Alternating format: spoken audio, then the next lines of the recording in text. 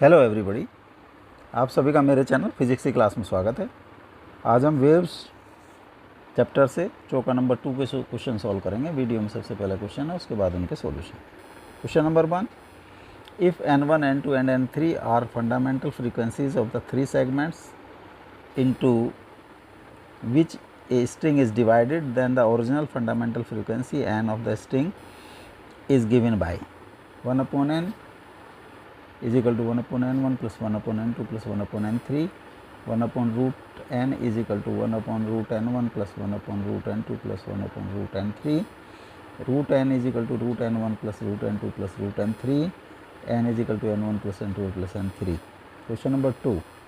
Two strings of the same material but length L and 2L have radii 2r and r respectively. They are stressed under the same tension. The strings vibrate in fundamental modes, the one of the length L with frequency nu1 and other frequency nu2. Their ratio nu1 by nu2 is given by 2, 4, 8, 1.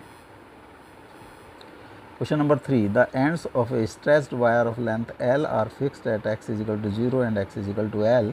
In one experiment, the displacement of wire is y1 is equal to a sin pi x by L sin omega t and energy E is E1, and in the other experiment its displacement is y2 is equal to a sin 2 pi x by L sin 2 omega t and energy E2, then E2 is equal to E1, E2 is equal to 2E1, E2 is equal to 4E1, E2 is equal to 16E1.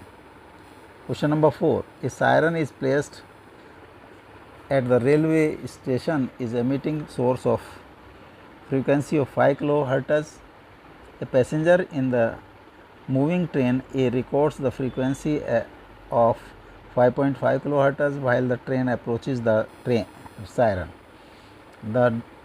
During his return journey in a different train B, he records a frequency of 6 kHz while approaching the same siren. The ratio of velocity of train B to ratio of velocity of train A is 242 by 252, 2, 5 by 6 and 11 by 6.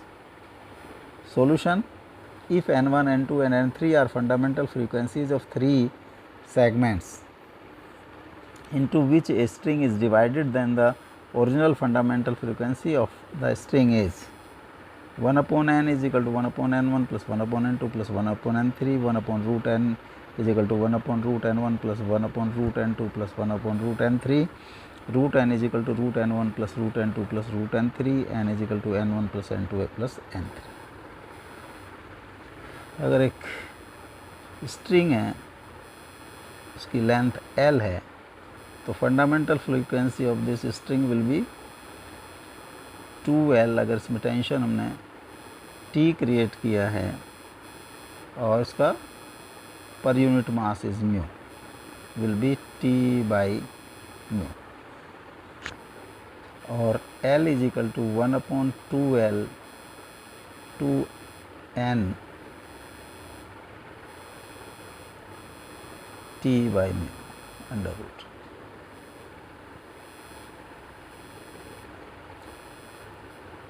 Length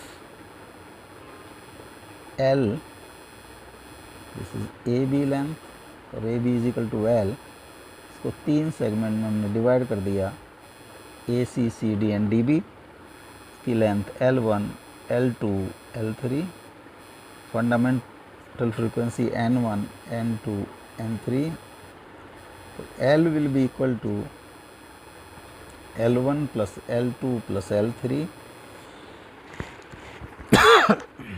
1 upon 2n T by root mu will be equal to 1 upon 2 n1 root T by mu plus 1 upon n2 root T by mu plus 1 upon 2 n3 T by mu का under root. ये आ जाता है 1 upon n is equal to 1 upon n1 plus 1 upon n2 plus 1 upon n3. A is correct option. Question number 2. two strings of the same material but length L and 2L have radii 2r and r respectively, they are stressed under the same tension. The string vibrate in their fundamental modes. The one of the length L with frequency nu1 and the other with frequency nu2. The ratio nu1 by nu2 is given by 2, 4, 8, 1.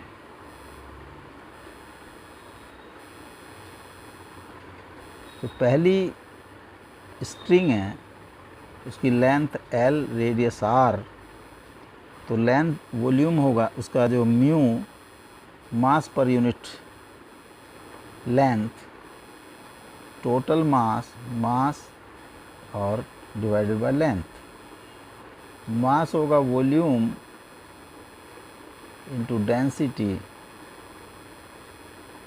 Divide by length, और volume को लिख सकते हैं cross sectional area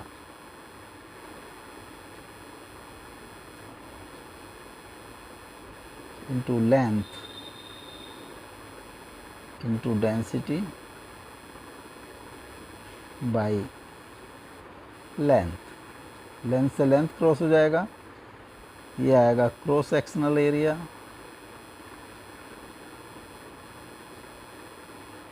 into density.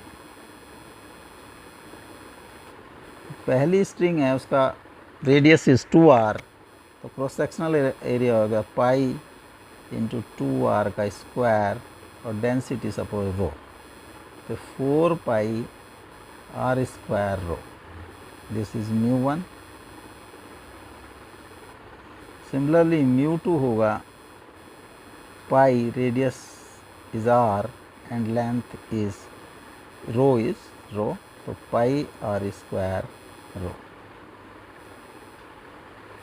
μ1 होगा जो formula होता है 1/2L T by mu का अंडर रूट, जो म्यू की वैल्यू होती है, तो μ1 होगा 1 length is 2, length is L and T upon pi r square, 4 pi r square rho इसका अंडर रूट, और 1/4L T by pi r square rho. जो μ2 होगा 1/2 into length is 2L T by μ2, 1/4L T by pi r square rho under root, this is μ1। तो μ1 and μ2 की ratio is 1, both are equal। D is correct option। Question number 3, the ends of a stretched wire of length L are fixed at x is equal to 0 and x is equal to L. In one experiment, the displacement of the wire is y1 a sin pi x by L sin omega t, and the energy is E1, and in the other experiment its displacement is y2 a is equal to a sin 2 pi x by L sin 2 omega t, and energy E2. Then E1 E2 is equal to E1, E2 is equal to 2E1, E2 is equal to 4E1, E2 is equal to 6E1. So E is directly proportional to square of amplitude and square of frequency, or A square frequency is directly proportional to omega, तो omega square, A is दोनों में same है, इसलिए E is E square। तो E1 में जो angular speed है that is omega, और E2 के लिए this is 2 omega, 4 omega square. तो E2 by E1 4 omega square by omega square is equal to 4 और E2 is equal to 4E1। E2 की वैल्यू है 4E1, C is correct option. Question number 4. A siren placed at a railway station is emitting sound of frequency 5 kHz. A passenger in a moving train A records a frequency of 5.5 kHz while the train approaches the siren. During his return journey in a different train B, he records a frequency of 6 kHz while approaching the same siren. The ratio of velocity of train B to the ratio of A is 242 by 252, 2, 5 by 6 and 11 by 6. जो original frequency nu is equal to 5 hertz और nu dash जो first case है nu dash is 5.5 kilohertz. Suppose speed of train A is VA, this is new double dash, and speed of train B is VB. Speed of sound in air is V. तो nu dash का formula होता है V plus minus VL by V plus minus VS into original frequency. VL speed of listener and Vs is speed of source, and V and V are V is sound speed। तो first case में जो nu dash होगा क्योंकि approaching the source, listener is approaching the source, तो this will be plus VL upon V nu. तो nu dash will be V plus speed of A train A V nu. 5.5 is equal to V plus VA upon V into 5 और 5.5 by 5 is equal to V plus VA upon V। 1.1 is equal to V plus VA upon V और 1.1 V is equal to V plus VA और VA is equal to 1 plus 1 V minus V is equal to 0.1 V। Question number 1। Second case में nu double dash, यहाँ पे भी ये listener is moving toward source, तो nu double dash होगा V plus VB by V new.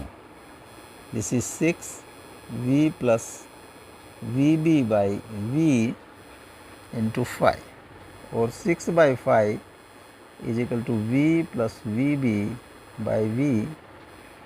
1.2 is equal to V plus VB by V। 1.2 V is equal to V plus VB और VB is equal to 1.2 V minus V is equal to 0.2 V। तो VB by VA is equal to 0.2 V by 0.1 V। This is 2। तो ratio होगी 2। B इज correct option.